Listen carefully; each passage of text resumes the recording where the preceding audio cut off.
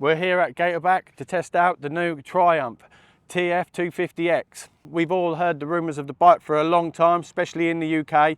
We know that the team have been developing the bike for quite a while, and they're finally happy with the package that they've got to send out, and these bikes will be on sale. I think they come on sale in April. We had a presentation last night.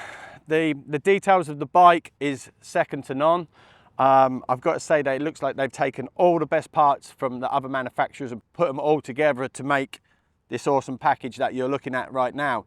The question is that does this bike compare to other bikes that are already out on the market, or does it have its own identity? That's my big question and my big test for today. I really do want to know if this is kind of got its own character. You know, does it merge? You know, I want to know if there's a merge between the Japanese and the Austrian bikes, or whether it does just have a complete unique feel.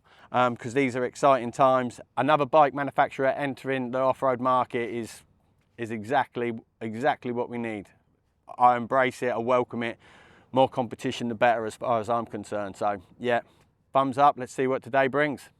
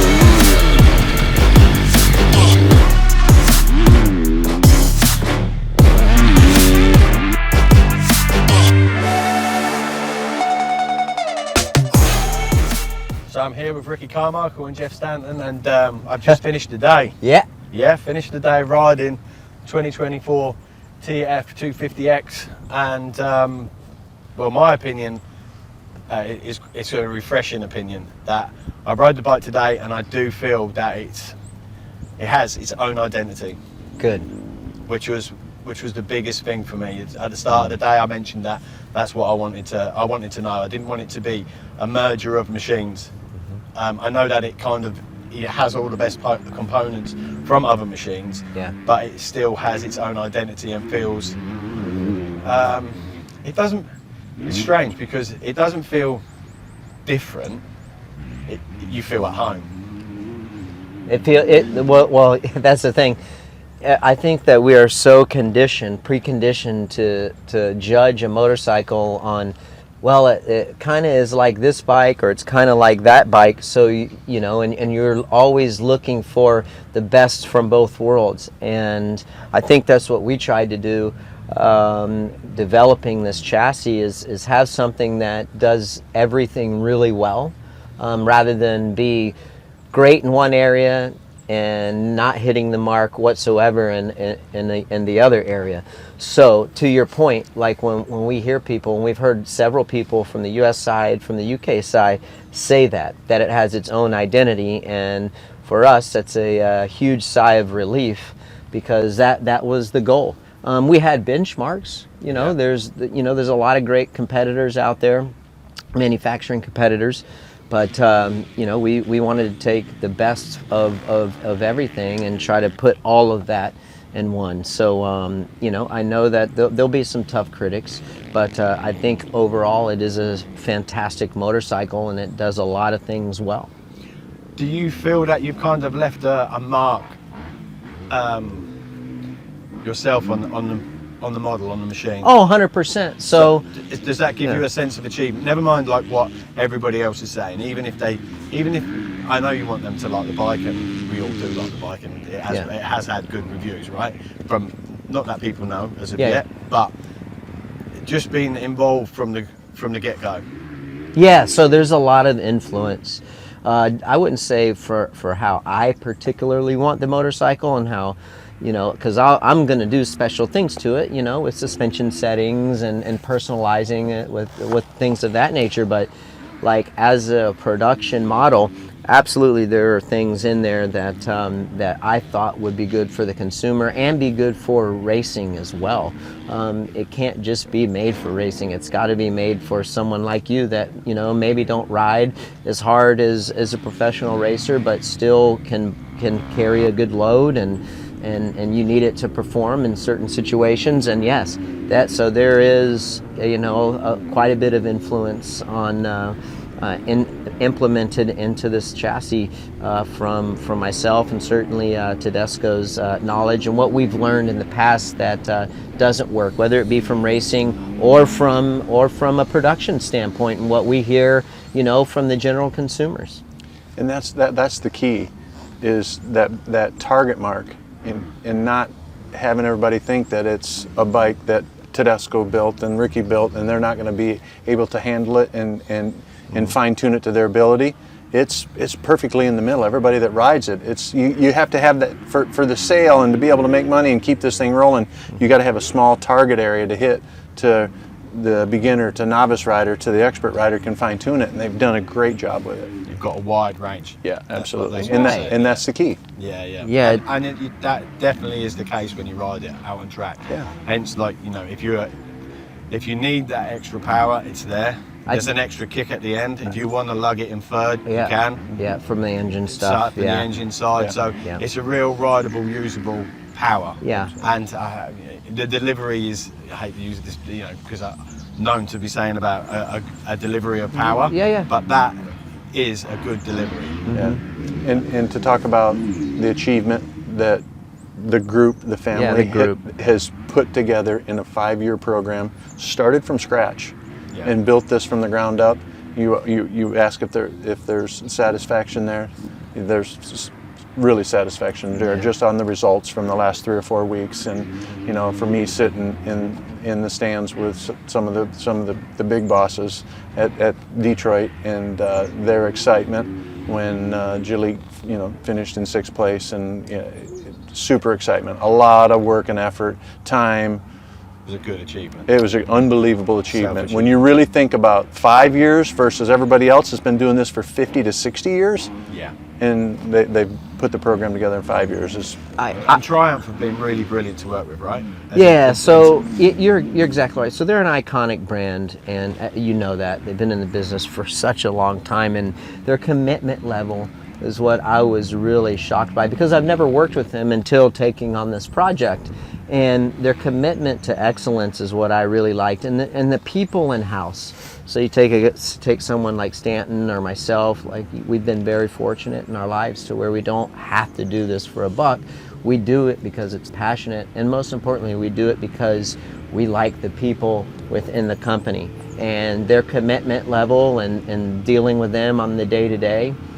We respect them. And we like that, and those are the type of people that we want to do business with. And yes, it's a family-run business, which was nice. We missed some targets, but that's what's nice about a privately held company, is we don't always have to hit those targets. So the production and the results weren't compromised. I believe that everyone knew that we had only one chance at a first impression, so it needed to be right. And I think for myself personally, it was great that the race team in America did well at the opening debut with Jalek, and we got some great reviews, and everyone thought that the bike looked really well and rode really well. But for me, I think where I'm going to get the most gratification and I'm going to feel like I've done my job or my part is when the customers are buying them. That's what I 100%, because that's what I want to see. You want the investment from the public, right? Yeah, that's what I want. You want the return from the sales and see the bikes going through the dealerships, and the dealers are happy. It's not the first ball's been rolling. Now we get them to the dealers and they start selling and they're out. Then that's the end product. I know the race team can make the bike work. Right. Yeah, and there seems to be a good sense of loyalty to their existing dealers with the motocross side as well, which is something else. But so just to touch, I mean, you touched on that there, which what I was going to ask you as well was, you know, great individuals to work with, but also as well, was that refreshing because then you felt, because you must feel that sometimes that you can bang on and go, look, I think we need this from a motorbike, but then realistically they'll go, yeah, okay, Ricky, we're going to do that, and then all of a sudden it goes another way. Right? Is that the same with a little bit with you? But with this one, because of the let's say the people involved and the way that they operated, and with it being a short-term program, as you said, 5 years. You know, was that something as well that motivated you to go, yeah, I'm actually enjoying this process, I'm in? Yeah, because you said you didn't need to be in. No, you don't need to be in for the money. Well, and Jeff, like, I don't know how much. Definitely, he don't. He's got more money than me and you both. I don't know. So. Don't worry, I know about his mooses. That's right. That's right. That's right. You know, for me, I pinch myself every day that I'm a part of this family, whether it's on the adventure side or the moto side. I was blessed to get the phone call from Rod, our boss, and it's steamrolled from there. And I'm honored to be a part of all of this whole program.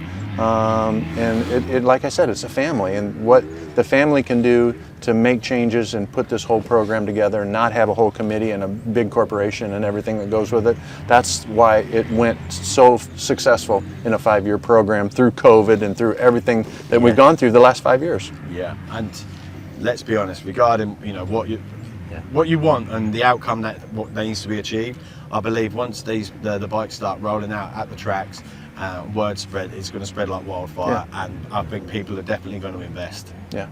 So it will be nice for them to see a return on their investment, which I think would happen even in these hard times. Because we are in hard times. Well, no, absolutely. I mean, so I'm excited for it and really pleased with how it's turned out, and just, you know, from the time that we've been here for the global press release and ride day, for all of you guys in the global press around the world to hear what your reaction is, because we only know what we have felt and what we think of it. And I know you guys are excited to hear what we think, but I mean, I don't want to speak out of turn and speak for Jeff, but we want to know what you guys feel. Yeah, I mean, for me personally, right, okay, so I asked you at the beginning, didn't I, right from the get-go, like, I like the balance of the bike, I like the maneuverability of the bike. So first of all, I know that I can go onto a section of track whether I want to go wide outside and it will hold.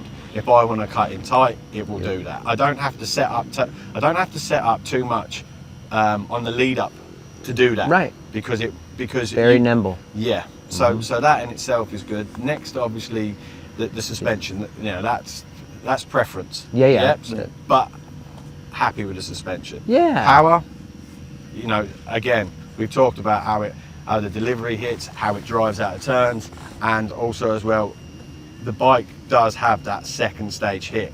Like revs in and it hits in, doesn't it? And you can use that to your advantage around the track, jumps, so forth, whatever that might be, bumps, you know, and you can pick up the front wheel. You can find that spot, which sometimes I feel that bikes lose because they go for a kind of, let's say that, you have that wide spread of power, you know, like if you used to look at it on a dyno curve and they go, oh, you know, there it is, and that's fine, but you still need to have a connection point. And totally. that was what I liked about the bike. Good.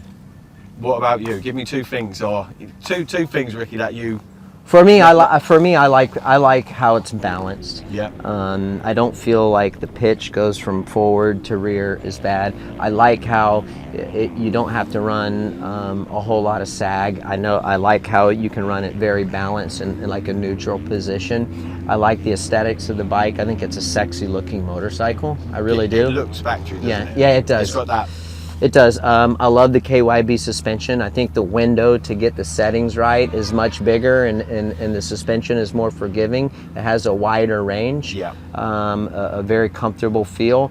And I love the over rev on the engine. I think that's great. I think that's important for the 250 stuff. Yeah, absolutely. In today's world, everybody revs it out more. So for me, the sleekness, it's not super wide. Yeah. You can gather the bike tight with your legs, which, you know, all of us do that, and just everything's really smooth. And the measurability of it, you can adjust it to tune you and to tune me with just a few little tweaks.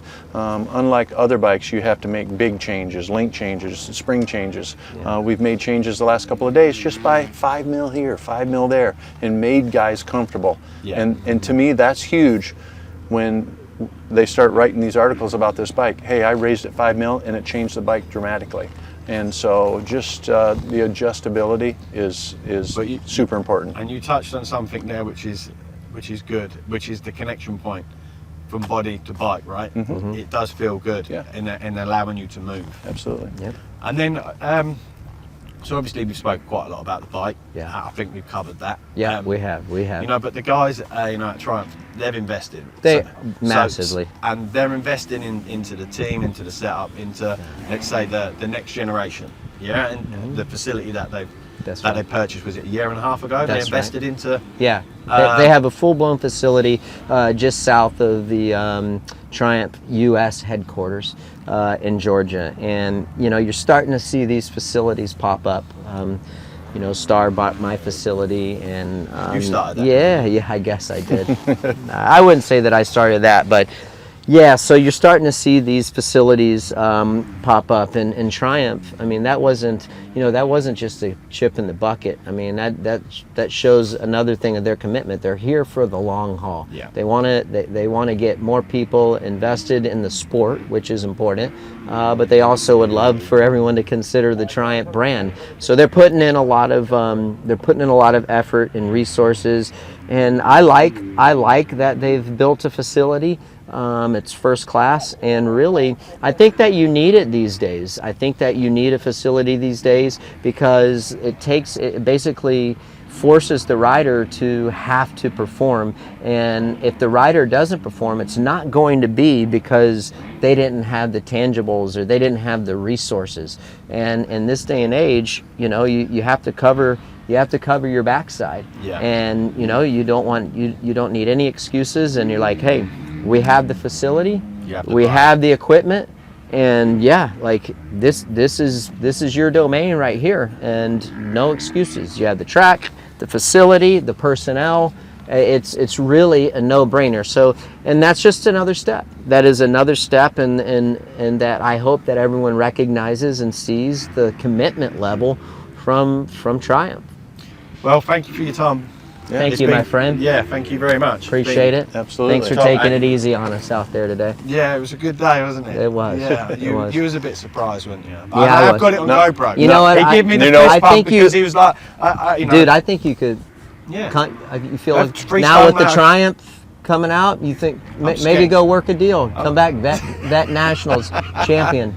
Yeah, I can go for it. That's right. Ricky said. That's right. That's right. Well, yeah. I mean, at the end of the day, they haven't got a British rider yet, have they? That's what I'm I hear what you're saying. saying. Yeah. You got to one up Max Anstey. You can't let him slide in there before you. Yeah, that's true. Yeah, no, that is true. He's riding good. Yeah, no, he's going good, and he's got a good work ethic as well, Yeah, right? he does. It's good to see. So, but again, thank you, and thank you. Brilliant. It's been a brilliant day, and you definitely been a big part of the fun day. It's been fun to. We appreciate it, and also luckily, really, that you actually did manage to produce quite a good bike, surprisingly. There you go. Come on. I love it. Yeah, thank you. That was top. My man. That was good.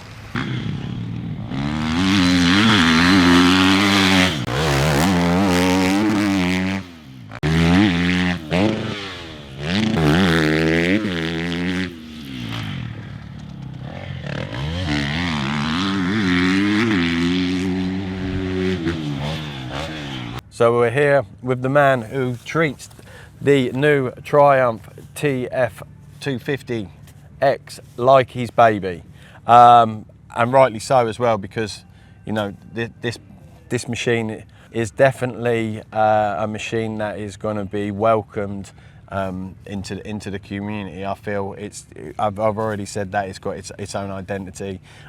It feels. It doesn't feel like a bike that's merged of different machines. Yet I feel very at home. It's almost like it's like the bike's been around for years. Which is testament to the guys that are involved. Yourself, if you'd like to explain your job role. So I'm Ian Kimber, I'm head of off-road programs for Triumph. You're right, it is a bit my baby, but it wouldn't be here without the hard work of everyone who's worked on the project. It's a full team effort, from everything from kind of engineering right the way through to obviously sales and marketing to get it into the product, into the market in the first place. So yeah, I mean it's great to be here today to see it launching and people actually riding it. Yeah, I mean, and again, like not just to touch. So, not that you would know, but when I was talking with Ricky and Jeff, it's something that you should know. They really did feel that it was, they touched on, look, we don't need to do this for the money.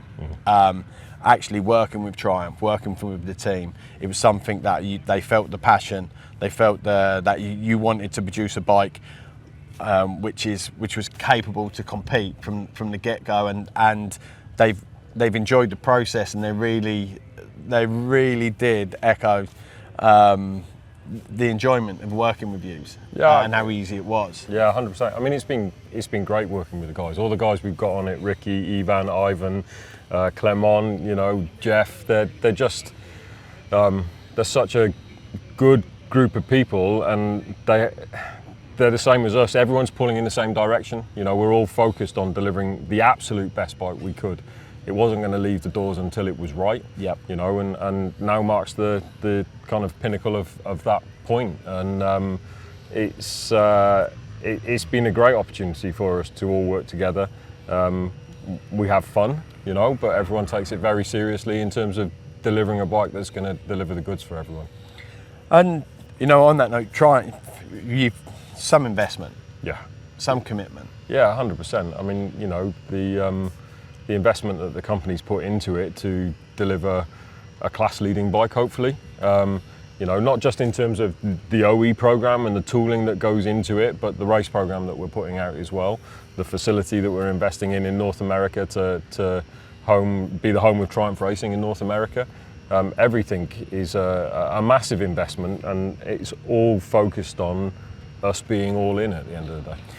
When talking about the facility, that's obviously to nurture talent, but also as well in the presentation I'd heard that it's to help with development. Yeah, 100%. I mean, we're selling production race bikes. That's why people are buying them. What wins on Sunday sells on Monday. So the link between OE and racing, they have to go hand in hand. What we learn on the racetracks, we have to build back into our products, and we have to do that to be more competitive on the racetrack. So it's a constant circle of building in, integrating the feedback and making sure that we've done that. And we've done that even now whilst we've been developing the race bikes prior to going racing in the season. And then we'll carry on developing in the season and build it through from there. And the guys as well, I mean, they really did it come across very genuine, that they really do want you to see a good return on your investment. Yeah, 100%. And these bikes sell. I mean, talking about being all in, he even cleans the bikes. Yeah, I mean, if we're being honest, the only reason why Ricky's here is because he's left he's left his sunglasses. Yeah. And obviously he was that comfortable on the chair from the amount of riding that he's done. He wanted to come back over, didn't you, Ricky? I do it all. He does. Carry on with your interview. Sounds great. Look, they're all going to have a go. Yeah. What's that? What's happening? Are they all signing my plate or what? Yeah. Ah, thank you. Yeah, that's good. Yeah, that's good. Right, where did we get to before we were rudely interrupted? Yeah, so we were just saying that obviously, the more bike sales that you can achieve, or that you can reinvest. Yeah. Was kind of where I was going with it, because the guys were, I've heard of numbers that are going into certain countries. You're a little bit late maybe a little bit late with the model in terms of, we know that off-road scene is probably driven. It's driven by the race series. Yeah, exactly. The race season. Yeah, so, and you're late, right? Yeah. I mean, we've had a few things, through the development of it. COVID was a big thing for us. It delayed the program as we went out, and it's a lot of work developing something into a new market segment. You're learning a lot as you're developing the bike, but we've made sure the bike's developed, it's durable, and it's going to meet the customer requirements when it hits the market. We've got to hit certain numbers to meet racing homologation in the US. Yeah. But though we're not just importing the minimum numbers, we're confident in the bike that we're going to sell. So we're importing over the minimum numbers. We'll get that return back into the company, investing back into new products, investing back into the race teams, and delivering hopefully more great products for everyone. Well, I mean, we have mentioned this, or I have mentioned it to you, which was the frame. Yeah. It does look like it's going to be. It looks like it's already homing a 450 lump. Yeah, I mean, it's no secret we've got a 450 in development. It's going to come later in the year, so we need to be competitive in both classes. We've started with the 250 because it fits with our racing program and how we wanted to develop the strategy for the racing program in building talent with the bike, and making the program grow. Yeah, we've got a great program on both series. Some great talent in the riders that we've got, and we're hoping that they'll develop as we develop the program of the bike. And then on that note, enduro as well. I mean, you must have your eye on that, because the way that the bike handles, it'd be an easy transition. I feel absolutely, and we wouldn't have the likes of Ivan Cervantes on board if we weren't going to go into the enduro market. It's a massively popular market, especially in Europe, obviously, and then in America, off-road and dual sport is a big scene as well. GNCC races, etc. So it's an obvious market for us to expand into in the future. And on that note, obviously Triumph, British brand. Yeah. In the future, do you see you kind of, what's the plan? What's the plan in England regarding with Triumph and maybe the racing scene? Is there one? Are you gonna? Because at the moment we are seeing one. We're obviously seeing a team in Europe. We're seeing a team in the US. Yeah, I mean, our primary focus at the moment is our MXGP and our SMX teams. Absolutely, we need to grow that and make sure that we've got the groundwork in place for building a successful racing program. Yeah. Off the back of that, we will, for sure, we need to run in country championships as well. In the big countries like your Italy, France, Spain, Germany, and Britain as well. Obviously being a British manufacturer, we'd love to run in a British championship. We'd love to have British riders running for us as well. And I think it could be a great thing to see a British bike, British rider on top of the British box. That sounds like a dream, that does, doesn't it? That sounds like it'd be ace. I think, obviously that's something that I'd personally like to see myself. Yeah. And hopefully now that we've got, it's exciting times with a new manufacturer entering the off-road market, and with the product that I've ridden today, you're definitely competitive. That's great to hear. Yeah. So hopefully, we will have that what's the word that I'm looking for? We're going to have that fairy tale ending. Yeah, that'd be great, wouldn't it? Yeah, it would definitely 100% just would be good. And on obviously from there, like 250F, that's a certain age group. That for me, that's what like 14 up. Yeah. Anything that you can kind of maybe let me in on, on lower down? Yeah, well, I mean, getting kids into the sport is crucial, isn't it? Not just for motocross, but motorcycling in general. Yeah. We need to get kids enthused in motorcycles again, I think. And it's no secret we bought Osset a little while back. That's where I was going. I'm glad you mentioned that. Yeah. So we bought Osset. Osset, obviously a trials manufacturer mainly, but they do have bikes like the MX-10 in their range. And you're riding around on one. Yeah. The new TXP 24, great bike. TXP stands for Trials, Explore and Play. So it's not just a trials bike. You can have a good time as a play bike. Kind of flow trails or anything like that. It's good fun. And when we bought Osset, we weren't shy about saying that there will be some collaborative products in the future. It's not gonna be a brand slap as a Triumph onto an Ossett product, but we'll as we move forwards, we'll look for projects to capitalise on them. Exciting times. Yeah, it's going to be great. It's going to be good. It's going to be good to watch this roll out. But Good. yeah, thank you for your time. No problem. Thank you for the day, Yeah. and exciting times ahead. No worries. Glad you had fun. Yep. Thank Cheers, you. man.